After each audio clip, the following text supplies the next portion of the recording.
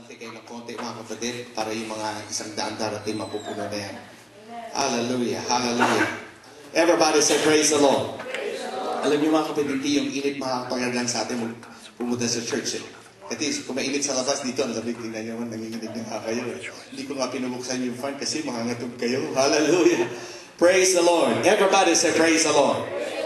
Amen. Hallelujah. Praise God. Sa yung mga, Sister Abby, sabihan sa mga young people na maupo na lang dito. Dito lang sila. Praise God. Amen. Hallelujah. Salamat mga kapatid. Kasama natin mga kapatid natin, mga taga San Jose. Praise God. Nais ko tawagin si Brother Leader to come. Amen. Mag-testify mga kapatid. Praise the Lord. Praise the Lord. Salamat that hindi ko, namumukhaan ko lang siya mga kapatid. But that was 1980. Magkakasama kami doon sa Forum Hall nung araw. That was 1988.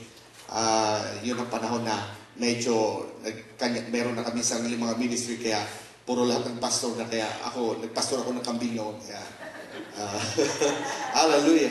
But anyway, mga kapatid, salamat sa Panginoon. Kasama natin sila and I want them to say something and testify. Praise the Lord. Thank you very much, Pastor Glenn. Praise the Lord. So, magandang hapon sa lahat mga kapatid. Okay, magandang hapon po sa inyo lahat. Praise God. So, malaking trabaho ni Brother Roddy. Siya nagtuturo po kasi. So, kami pinagpapasalamat na nakarating po kami dito sa anong lugar ba to?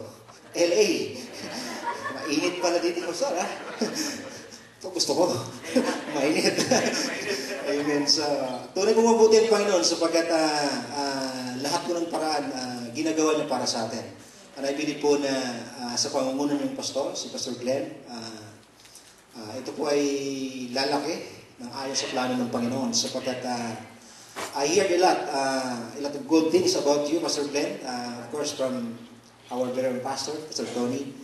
And narinig ko mga dakilang bagay tungkol sa pastor na I believe po na hindi kayo nagkamali ng pagkakaroon ng isang pastor na Pastor Glenn.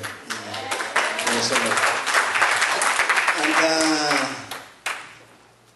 masasabi ko mga kapatid na kung anumang training na meron sa Pastor Glenn under the leadership of our pastor, I believe po na nakuha ko rin kung ano binigay ng training. So, ang masasabi ko sa inyo mga kapatid na suportahan niyo po ang inyong pastor sapagkat siya po binigay ng Panginoon para po mag-alaga sa inyo. And I believe, dyan po tayo i-bless ng Panginoon. Anumang church na itinatag ng Panginoon, nagbigay siya ng pastor, dapat po natin mahalin sapagkat we cannot love God without loving our pastor.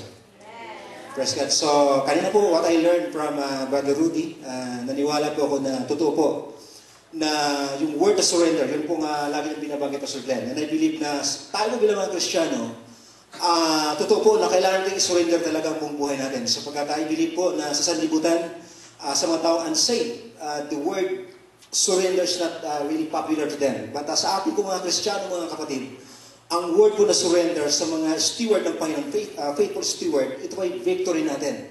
Naniwala po ako na sa church ito,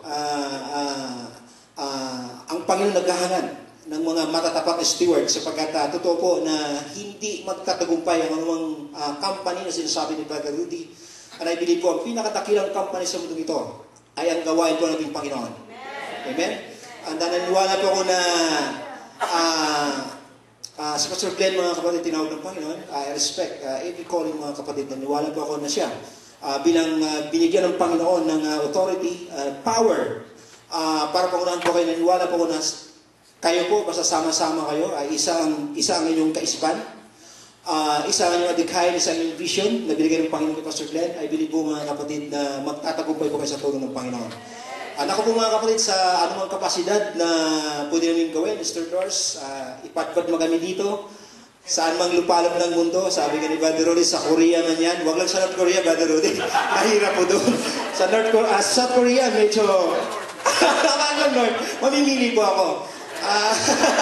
Praise God, Brother Roddy, ikaw talaga. Praise God. Ako po ay palaban, hindi po ako natatakot sa pagkasama ng Panginoon. Saan kayo patpad kami mag-asawa? Naniwala po kami na yun ay kalooban ng Panginoon. That's why I keep on communicating with our pastors sapagkat I believe na sa ganung kaparaanan doon kami be-bless mag-asawa ng Panginoon sapagkat I recognize leadership Pastor Glenn. At saan ako ipadpad mga kapatid, lagi kong bubuhatin ng pastor na sino makikilala ko. And I encourage everyone na buhatin niyo pataas ang inyong pastor sapagkat sa ganung paraan na nabuhat din ng Panginoon. At ako po ay naniniwala na matanda man tayo, bata man tayo, hindi pa po tapos ang Panginoon sa atin. Meron mga kayong tandalitis ba? Meron din tandalitis, whatever, no matter how you call it, naniwala po ko mga kapatid na hindi po tayo, I would say, sa kingdom natin, ang ating Panginoon, naniwala po kung may puwang po tayo. Ang importante lang po, matuto tayong sumunod sa ating pastor, sa mga leaders ng church, sapagkat that's how God operates in the church. At ang Diyos may mabuti sa buhay ko sapagkat tunay na nakarating ko sa bansang Amerika. I would say, in the right place, but at a wrong time siguro. Sapagkat, totoo mga kapatid, pagdating ko po dito, I think 1 week lang, Pastor Glenn, nakatrabaho kagad ako. And bigla nang na-layoff last February. Sapagkat I arrived in America October last year, and I believe na pinadala ko ng Panginoon dito through my leaders, through the leadership. Pagpagos mga kapatid, ito nga, dadatnan ko yung sobrang recession sa Amerika. And I believe global na po ito mga kapatid. But sabi nga po ng Panginoon, huwag tayong dapat matakot. Sapagkat sabi po ng Book of Acts, Brother dito, maraming tao dyan na hinanda ko na para sa'yo. And I believe mga kapatid, kayo po, kakampi ko, kayo po, kasama ko, sapagkat tayo po ay naglilingkod sa isang Diyos na mga pangyarihan. And I believe po na lahat po tayo dito ay baptized in Jesus' name. Sapagkat there's no other way, mga kapatid. Kung gusto natin ng kaligtasan, Acts 2:38. Sapagkat saan natin magpunta, saan natin makarating, wala pong tatalo sa Acts 2:38, Pastor Ben. At ako po ay panadawin kalooban, tiwalang-tiwala po ako sapagkat saan ako dadalhin, saan ako makarating. Basta nagsabi ang Panginoon magsalita ka, nagsasalita talaga ako. Praise God. So, purin mo ang Panginoon, maging matakot na po tayo sa pamagitan po ng pagsuportahan sa Pastor New dito, sa Pastor Glenn. At naniwala po mga kapatid na dadali ang blessings. Magmula sa kanya papunta po sa atin sapagkat yan po ang kalooban ng Panginoon na i-bless ang pastor. Ang pastor naman po mga kapatid mag-bless doon sa mga taong pinagkatiwala sa kanya. Sapagkat ang Lord mga kapatid hindi mag-bless ng direkta sa atin. Sapagkat if I'm mistaken, sinabi mo ng Ephesians, sinabi mo doon na si Pablo po may sabi doon na but my God shall supply all your needs. Hindi po sinabi that's a pastoral message, Pastor Glenn. At ang pastor lang po may karatang magsabi niyan. So, pagbilisan si Pastor Glenn, time natin, effort natin, ability natin, finances natin, siya po ang mag-aalay sa Panginoon, but my God shall supply all your needs. Hindi po kayo pwede magsabi mga kapatid na, but my God shall supply all my needs. No, that is not for everybody, but exclusively for pastors only. So, po rin ang Panginoon mga kapatid, i-bless natin si Pastor Glenn, at siya po ay iyak sa Panginoon at pagkasabi, but my God shall supply all your needs. At yan po, dadalo yung blessings ng Panginoon. At yung sinasabi ni Pastor Glenn na magkakabahay siya in God's perfect time, mangyayari po yun, praise God. So thank you very much, Pastor Glenn, at binabalik ko po sa Panginoon ng bagay. Mga bote, praise God. Thank you. Sister Doris, outside come. Amen. Alam niyo mga kapatid, actually, nung nandun kami, kakasal sila, yun naman ang panahon na, I'm sorry, talagang in-invite nyo kami, pero ang hirap eh. Masyadong hectic yung schedules namin that time. Praise God. I want you to say something. Purihin ang Diyos, mga kapatid. Praise God.